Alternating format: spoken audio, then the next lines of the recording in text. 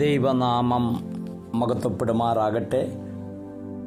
ഒരിക്കൽ കൂടി ദൈവവചനത്തിൻ്റെ മുമ്പാകെ കടന്നു വരുവാൻ തക്കവണ്ണം വലിയവനായ ദൈവം നമ്മെ സഹായിച്ചതിനായി നമുക്കൊരുമിച്ച് ദൈവത്തെ സ്തുതിക്കാം. ഇന്ന് ഗുഡ് ഫ്രൈഡേ അഥവാ ദുഃഖവെള്ളിയായി ലോകമെമ്പാടുമുള്ള ജനത, പ്രത്യേകാൽ ക്രൈസ്തവ ജനത ആചരിക്കുകയാണല്ലോ.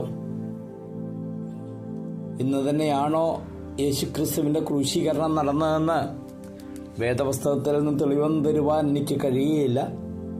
എന്നാൽ ഇന്നത്തെ ദിവസത്തിൻ്റെ ആ സന്ദേശം അത് എല്ലാവർക്കും അനുഗ്രഹമായി തീരും എന്ന് ഞാൻ വിശ്വസിക്കുകയാണ്.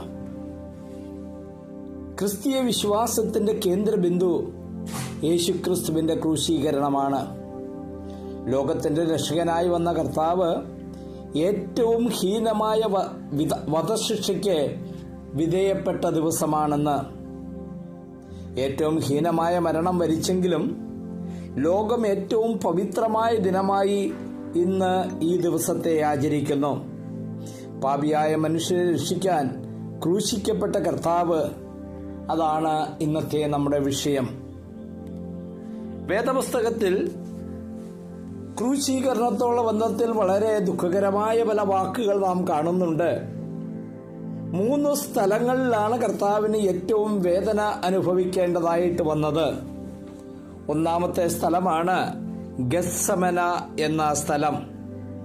മത്തായി സുവിശേഷം അതിൻ്റെ 26-ാം അധ്യായം അതിൻ്റെ 36-ാം വാക്യത്തിൽ നാം ഇപ്രകാരം വായിക്കുന്നു: യേശു അവരുമായി ഗത്സമന എന്ന തോട്ടത്തിൽ വന്നു. ശിഷ്യന്മാരോട്, ഞാൻ അവിടെ പോയി പ്രാർത്ഥിച്ചു വരുവോളം ഇവിടെ ഇരിപ്പിൻ എന്ന് പറഞ്ഞു.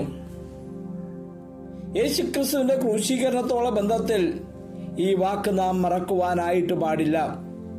എബ്രായ ഭാഷയിലാണ് ഈ വാക്ക് ഉള്ളത്. അതിന്റെ അർത്ഥം, ഗത്സമന എന്ന വാക്കിന്റെ അർത്ഥം ഓയിൽ ചക്ക് അല്ലെങ്കിൽ എണ്ണ ചക്ക് എന്നാണ്. നമുക്കറിയാം, എണ്ണച്ചക്കില് അത് കൊപ്രയാകട്ടെ മറ്റ് ഏതെങ്കിലും സാധനങ്ങളാകട്ടെ, അതിട്ട് ആ ചക്കിലൂടെ കടന്നുപോയിട്ടാണ് എണ്ണയായിട്ട് ഓയിലായിട്ട് തിരിച്ചു വരുന്നത്. അത് വളരെ വേദനാജനകമായ ഒരു അനുഭവമാണ്. ഇതുപോലെ യേശു കർത്താവിനെ എണ്ണച്ചക്കിലിട്ട് ആട്ടുന്നത് പോലെ പിശാച് കർത്താവിനെ പരീക്ഷിച്ച സ്ഥലമാണ് ഗത്സമന. നമുക്കറിയാം, നമ്മുടെ വാഴ്ത്തപ്പെട്ട കർത്താവ് ശുശ്രൂഷ ആരംഭിക്കുന്നതിന് മുമ്പ് 40 ദിവസം പിശാചിനാൽ പരീക്ഷിക്കപ്പെട്ടുവെന്ന് നാം വായിക്കുന്നു. പരീക്ഷിച്ച് കഴിഞ്ഞതിന് ശേഷം എന്നാണ് നാം വായിക്കുന്നത്, വീണ്ടും കർത്താവ് തൻ്റെ ശുശ്രൂഷ ആരംഭിച്ചു. അതിനുശേഷം അത്രയൊന്നും വലിയ പരീക്ഷണങ്ങൾ തനിക്ക് അനുഭവിക്കേണ്ടി വന്നില്ല. പല ചെറിയ ചെറിയ പരീക്ഷണങ്ങൾ ഉണ്ടായി. എന്നാൽ ഗത്സമന തോട്ടത്തിൽ പിശാചിന്റെ ഭയങ്കരമായ പരീക്ഷണമാണ് നാം ഇവിടെ കാണുന്നത്. എണ്ണച്ചക്കിലിട്ട് ആട്ടുന്നത് പോലെ കർത്താവിനെ പരീക്ഷിച്ചു. The suffering of Jesus by Satan. അവിടെ 37-ാം വാക്യത്തിൽ നാം വായിക്കുന്നു: പത്രോസിനെയും സെബദിപുത്രന്മാർ ഇരുവരെയും കൂട്ടിക്കൊണ്ടു ചെന്ന് ദുഃഖിച്ചും വ്യാകുലപ്പെട്ടും തുടങ്ങി. നോക്കുക, കർത്താവിന്റെ വേദനയുടെ ഏറ്റവും വലിയ ഒരു ദുഃഖത്തിന്റെ സമയമാണിത്. ഡീപ് ഡിസ്ട്രസ് എന്നാണ് നാം വായിക്കുന്നത്. വളരെ വേദനപ്പെട്ടു തുടങ്ങി.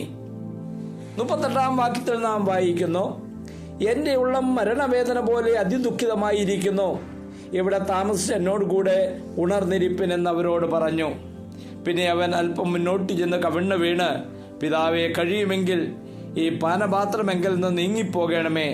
എങ്കിലും ഞാൻ ഇച്ഛിക്കുന്ന പോലെയല്ല, നീ ഇച്ഛിക്കും പോലെ ആകട്ടെ എന്ന് പ്രാർത്ഥിച്ചു. ലൂക്കോസിന്റെ സുവിശേഷം 22-ാം അധ്യായം 24-ാം വാക്യത്തിൽ വിയർപ്പതുള്ളി ചോരത്തുള്ളി പോലെയായി എന്ന് നാം വായിക്കുന്നു. എന്റെ ഉള്ളം മരണവേദന പോലെ ദുഃഖിതമായിരിക്കുന്നു. വിയർപ്പ് തുള്ളി ചോരത്തുള്ളി പോലെ ആയിരിക്കുന്നു.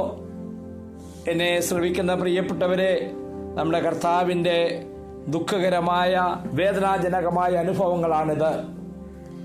എന്നെ ശ്രമിക്കുന്ന പലരും ഇതേ ഒരു അനുഭവത്തിലൂടെ കടന്നു പോകുന്നവരുണ്ടാകാം. ഗെത്സമന തോട്ടത്തിന്റെ അനുഭവം, വേദനയുടെ അനുഭവം, എന്തുകൊണ്ട് ഇങ്ങനെയൊക്കെ സംഭവിക്കുന്നു? ആ സമയത്ത് നിങ്ങൾ മനസ്സിലാക്കുക, ഇതേ വേദനയിലൂടെ കടന്നുപോയ, ഇതിലും വേദനയിലൂടെ കടന്നുപോയ ഒരു നാഥൻ നമുക്കായിട്ട് ഉണ്ട് എന്ന് നാം മറക്കരുത്. ആ കർത്താവിനെ നോക്കുക.